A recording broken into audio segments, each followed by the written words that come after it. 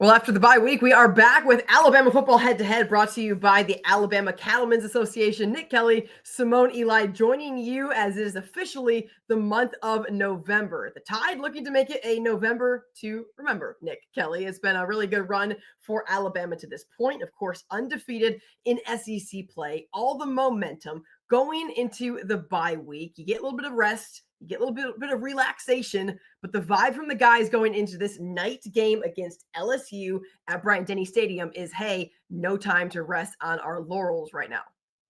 Yeah, and that's what's tricky. I think the bye week was welcome. The open week was welcome for Alabama, Sure. but at the same time, it maybe wasn't because they were playing some really good football. I mean, toward the end, the South Carolina game was a little ugly on the road, but in those top matchups, in those games at home, Yep. Alabama was playing at a high level. And so in some ways, you maybe didn't want the momentum to stop, but I think at the same time, they need to get some guys healthy, get some guys Mhm. back, get some guys rested, and be in a better spot for this stretch because you Yep. can be having a great start to the season, a great 2 first months of the season, but if you don't finish strong, that can cost you in the end.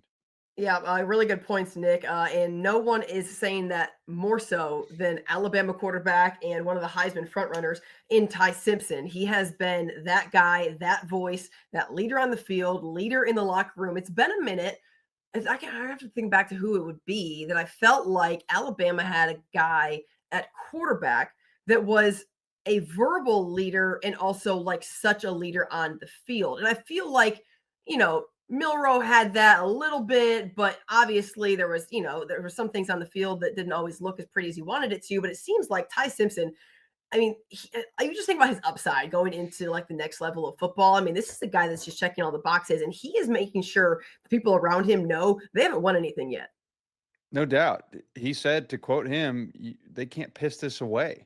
And I love it it. was a pretty stark quote, but they really can't. I mean, like you can essentially throw away all that you've done all season with one or two bad games. We Yeah, saw it last November where Alabama was bound for the SEC championship game, bound for the college football playoff, then mm, lost to Oklahoma, an unranked team on the road, and missed the playoff as a yep, result. So yeah, Alabama has to keep the foot on the gas. It's a cliche, but if it doesn't, they're going to lose, and they're going to maybe not make the playoff if they lose one too many games. I think Alabama yeah, can afford to lose one more game because that would put them at two losses and still make the playoff. But you pick up that third loss, then you start getting little dicey there. You're not yep, sure if you're going to make it. It comes down to who else has a shot and what does your resume look like? What does the committee mhm. value? So yeah, I think if you're Alabama, you can't let up at this point.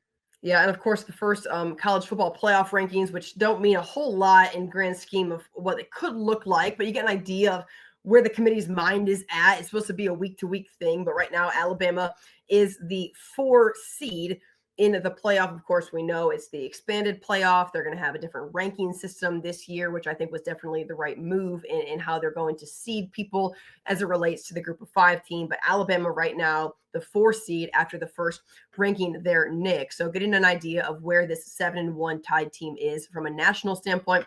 A&M, of course, number 3 there as well. But going into this week, unless you've been under a rock, there's just a couple things going on at Baton Rouge, just one or two. And wow, and I shouldn't just say Baton Rouge, but all of like the state of Louisiana is kind of in turmoil right now with what has taken place after LSU's loss to Texas A&M, and boy, did the Aggies just put it on Brian Kelly and company. I remember I got a text from a friend that said, "Do you think that's it for PK?"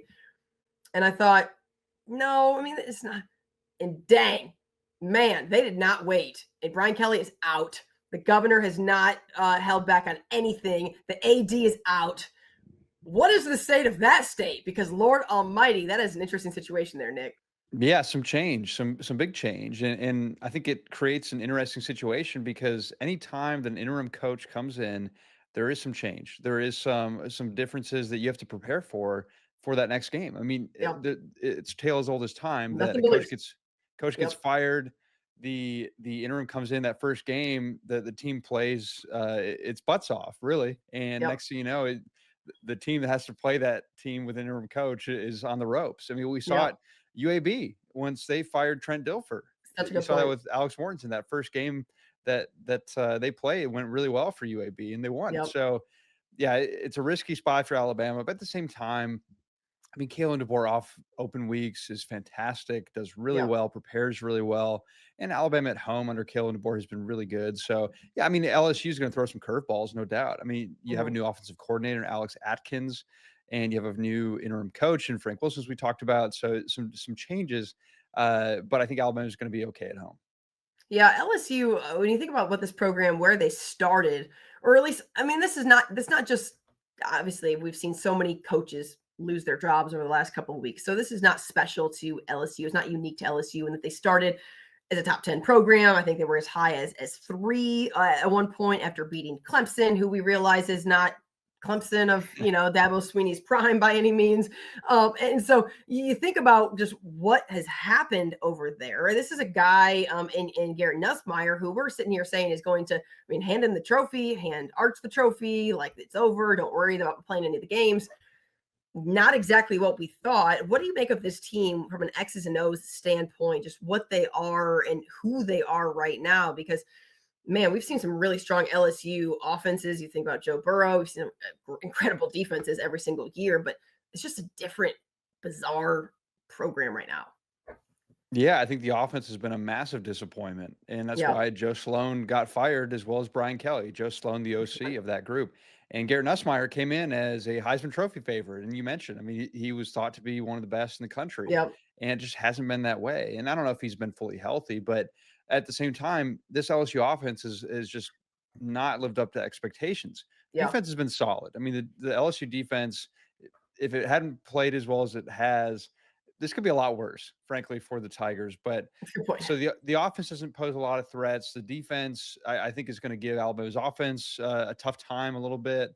But yeah, we'll see what Garrett Nussmeier can do. I mean, he's obviously a veteran, former or the son of a former Alabama OC, of course. So yeah, I Yeah. think that it's a fascinating matchup just because a quarterback can always equalize a little bit and make things if he plays well that can make things more compelling. But at the same time, LSU's offense just hasn't been good, and I'd be surprised if all of a sudden they turn on a dime in this one. One thing to watch, Simone. Here's another coaching connection for you. I know you know Yeah. Kane Womack. So Kane Mhm. Womack, his first job at Alabama's DC, his first job coaching was at UT Martin. So for Tai Mhm. Simpson's dad, Jason Simpson.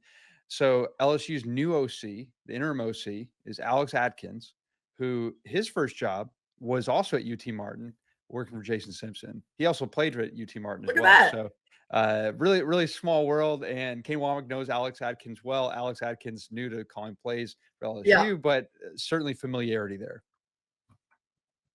Yeah, no question. It's a small, small business, especially when it gets into the SEC. All of the changing coaching staff and guys know each other really well. A lot of mutual respect as well. No question about that. Nick Kelly. Of course, this show brought to you by the Alabama Cattlemen Association. We started a new segment a couple weeks ago. Nick, this is your debut on the Cattle Drive Out of Town segment. Who is it that Alabama is going to look to drive out of town from LSU? It could be a player, a fan, a coach, although that's probably irrelevant in this situation right now for LSU. Who do you think? Yeah, LSU's governor, or I should say Louisiana's governor, has been busy driving people out of town, frankly. But No yeah, I doubt.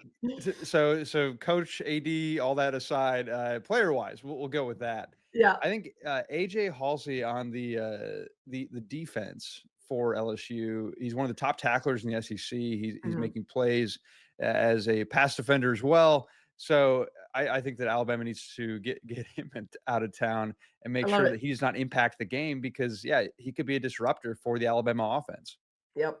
I love it. I love it. Good stuff. Nick, before we go, let's give some predictions here on head to head. Alabama, LSU. It's going to be a night game there at Bryant Denny, a 6:30 kickoff. This is a game that has drawn a lot of attention, of course, during the Nick Saban era with the parallels of his time there in Baton Rouge and just an elite program for both of them. Top 10 program traditionally, usually a top 10 battle. It is not this year, but in ways, Nick, Alabama, everything to lose. LSU, nothing to lose. Kind of a scary situation if you're the Tide. What do you think about this one when it comes down to triple zeros? Scary, but not as scary as if it was in Baton Rouge. So Yep. give me Alabama. I'm going to say 31-20. Yep. I like it. I think the 20 is probably high. I think that the Tide It defense might right now be. is just I think the Tide defense just been really good, and I think LSU is just they're just in a ball of a mess right now a little bit. I like the Tide for no question about that. I don't know, maybe 28-7, 28-10, something like that. But Bama rolls on, stays undefeated, and then of course looks to finish strong in the month of November with Oklahoma, a little bit of a break in Eastern Illinois, and then the Iron Bowl against another interim coach, DJ Jerkin. Of course, Auburn making that change, and that one will be on the plains. And Nick Saban said it best. You never know about Jordan Hare Stadium. So we'll wait a couple weeks before we break that one down, Nick. We'll get some turkey in our belly before we have that conversation. But man, it'll be here before we know it. Yeah, I mean, final stretch here. See what Bama can do. Got to finish Yep. strong. If they don't, it could be a very interesting next few weeks. Yep. Amen to that. All right, Nick Kelly, good stuff. This has been Alabama Football Head to Head, brought to you by the Alabama Cattleman Association. Appreciate their support all year long. Enjoy kickoff on Saturday, guys, and we'll see you next week. Brought to you by Alabama Beef Farmers and Ranchers.